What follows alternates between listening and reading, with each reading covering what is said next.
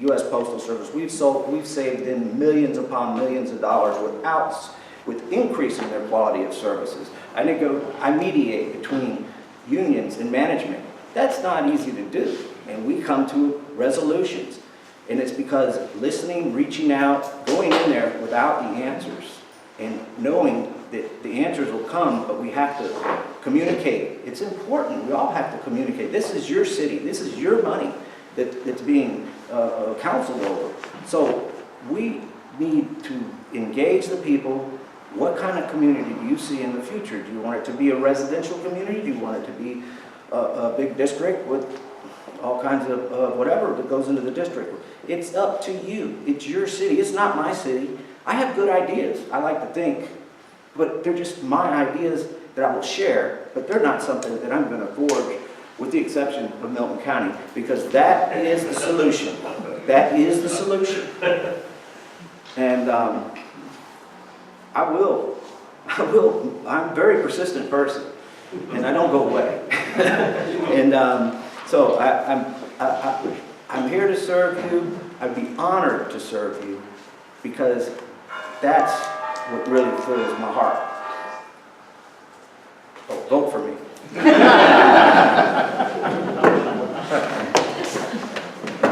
Let me just address the Milton County issue quickly to make sure people understand where we are on that, and then I'll do the closing remarks. We have 159 counties in Georgia, and that's the maximum authorized under the Georgia Constitution. To create Milton County, which clearly everybody wants to do, including myself, we'd have to get 2 rural counties to merge. Very difficult process. Additionally, legislation to create Milton County needs to go through the Fulton County State Legislative Delegation. The Democrats aren't going to do it, you need Republicans. We just lost the Republican majority in the Fulton County State Delegation. So that makes it more difficult. So clearly the path to Milton County has some very high hurdles. And right now we're making great progress with the 3 new North Fulton, well, Liz Hausman and 2 other new North Fulton commissioners on making fundamental changes to Fulton County. You know, I love this city. This is why I'm working so hard to represent you in city government. It's a great place to live. As I knock on doors, the vast majority, 99.9% of people I talk to, love it and are very happy here. You know, we're going to protect the schools. We're going to partner with them to make sure that they have the environment here in Johns Creek to be excellent. We're going to continue to make sure we've got the best public safety. You know, our police and fire are just awesome people. The work that they do, the most of what you never see, is incredible. I mean, they're truly caring, compassionate people who are incredibly professional in their job. So I'm going to continue to seek efficiencies in government, reduce the cost of government. But again, you know, we're fairly efficient as it is right now. There are always opportunities to be better, and that's what I'm going to continue to seek in the future. I ask for your vote November 3rd. Last day of early voting tomorrow at the OC Library, and of course your normal precinct on Tuesday, November 3rd. Thank you very much.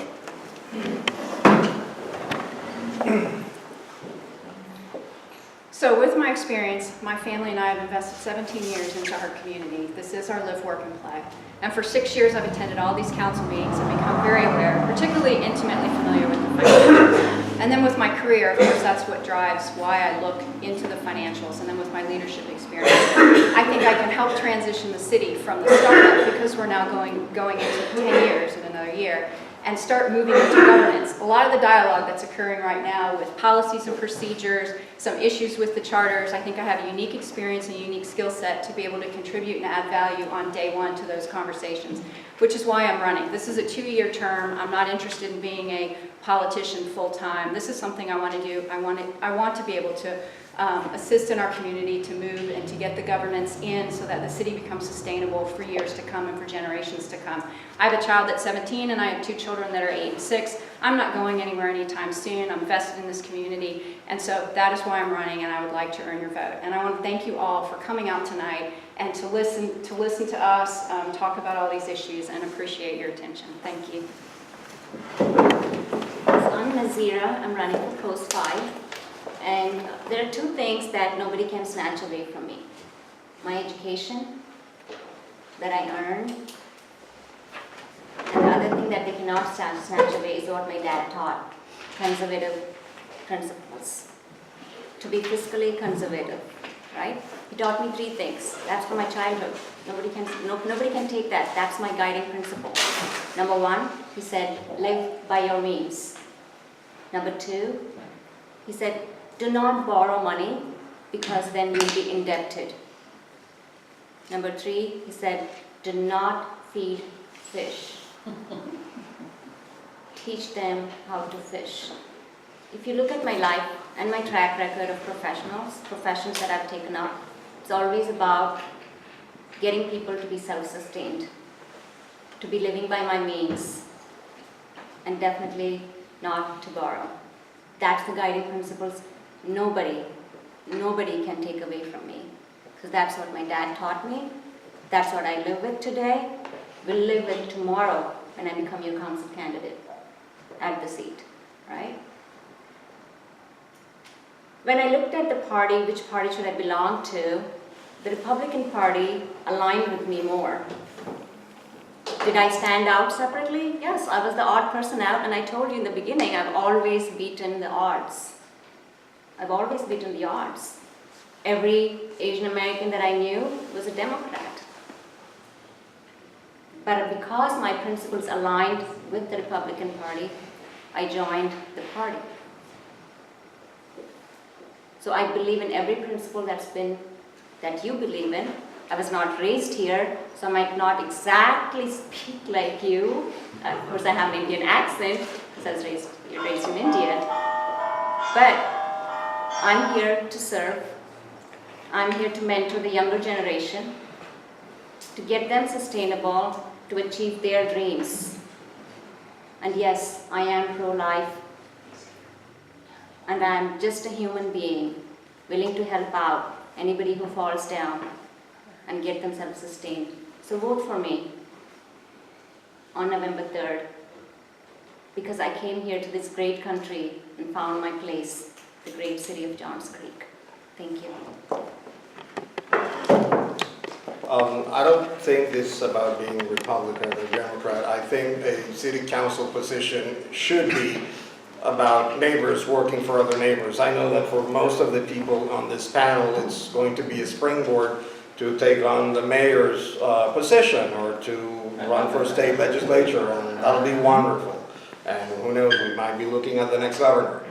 That's not me. I'm looking to serve my 2-year term and then go off into the sunset with my boys. I just want to leave my mark behind, knowing that I left the city empowered to keep us all on our toes. So to steal Tom's line, vote for me. Well, Jalen, the easiest man to remember.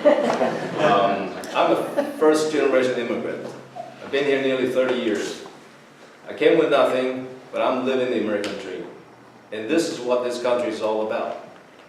The American dream that inspired me in this season of my life.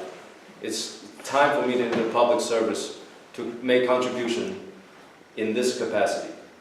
And like I emphasize time after time again, I'm a conservative small business owner. And I believe in common sense governing. And post 2, Jay Lynn, November the 3rd. For the first time, it's actually nice to not have to provide a little to Todd. This is your state. Yeah, finally. So I'm not your typical candidate. I don't take contributions because I want to ensure that the only person I'm indebted to is the Johns Creek taxpayer. I don't have to pay back favors or serve by the normal reciprocity. I also put a self-imposed spending limit. I think hard work, door-to-door canvassing, a very sound policy means more to the voters than robocalls and a lot of signs. I also am a research scientist. I make my decisions based on facts, logic, best practices, and data. I won't participate in grandstanding, rogue politics, or paying back my donors. Like Carlos, I'm not using this as a stepping stone. My small children are going to be raised here. I want to ensure that we have the most effective and efficient government we can. And then I want to get out of politics. The stereotypes are true. And then finally, I'm honest and transparent. I I do believe that honesty and transparency has already started a lot of dialogue in the city. I think it's me and a few citizens screaming about the surplus is already starting to shape the policy of the $20 million part directive action. So I think I'll bring all those to the table as your atypical candidate. So I'm looking for your vote in both the special election and in the general election. I gotta learn that move.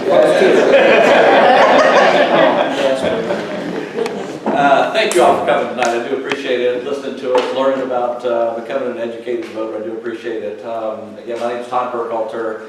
I am entering into my 20th year, about to enter into my 20th year as a financial planner and owning a firm here in Johns Creek that helps people cast a vision for what they want for their family. And a lot of times when I meet with people, one of the biggest assets they have is their home. And so we have to do a really good job of protecting the homeowner so that we protect that asset.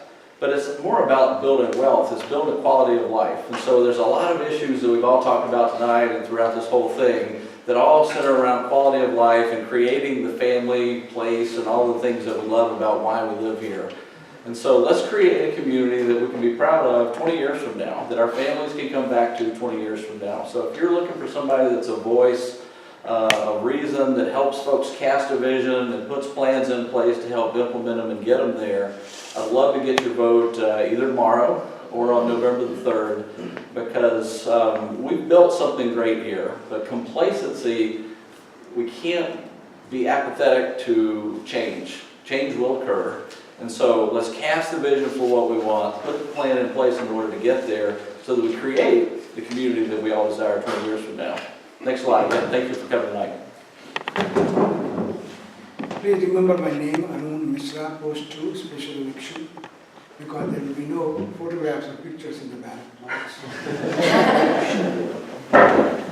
I was very much involved in the creation of the city of Johns Creek, and I'm keenly interested in how the city has developed.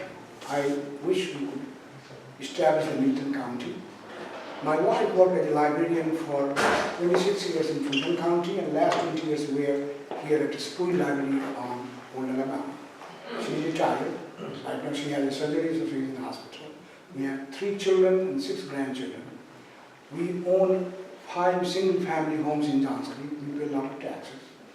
So if you feel about taxes, then please vote for me. I will try to reduce it. And I am retired. I do not have to have a day job. I did not raise money for this election. And I do not come here to be 2 years, 1 year, and then disappear. I am retired. I was a Bright professor for 20 years. I was a very successful business owner for 30 years. And I will be a very good city council member, and I will not go away. I am now a full-time politician.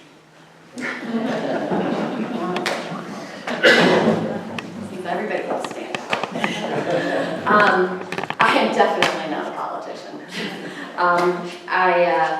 I'm running for 7 weeks, as I explained, and there are 2 reasons to vote for me. I think they're both very, very good.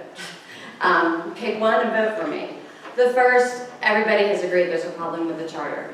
No one talked about it before I qualified. I qualified in the last 2.5 hours of a 3-day qualifying period. 2 people qualified after me to push it into a runoff. That's a political decision. I like them and I respect them. I get they're making political decisions, but it is. I ran because I wanted the people in Johns Creek to know and understand and take action. We don't have enough engagement here. We've raised the level of conversation. 50% plus 1 sends a really, really strong message. Everybody can agree with it now because suddenly it's a conversation no one was having. 50% plus 1 says, don't forget, because there's nothing that says you have to set a charter commission. There's nothing that says you have to do anything. Do something. That's the first reason. The second reason is I was the communications director for the Committee for Johns Creek. I worked for that charter like you wouldn't believe. I got to know every corner of this city. We have very, very important things coming up, and every meeting does matter. The Parks and Rec Strategic Plan. Not only do I know every corner of every park in the city because I wrote the grants that made them ADA accessible, that built Park Place, that put the trails into Shaker Ag. My husband and I have coached 24 24 different athletic teams between the two of us in Johns Creek. I am president of one, Booster Seaside Station. I'm treasurer of another one because the treasurer's kid stopped playing, so I volunteered to do that. I have lived here for 18 years. For 17 years, I've been on executive board of one PTSA or another. I know this community like nobody right here running for office. Not more than anybody in this room. But the people running for office, they will all learn this community. They're great people. I respect them. I thank them all for running. They're good people. We're really fortunate to have this many people running. It's a great thing. For the next 7 weeks, I would like to sit in that chair and help make the right decisions for the citizens, because I'm not a politician. Thanks. I'd like to thank all the candidates for coming out tonight. Thank you guys. I feel like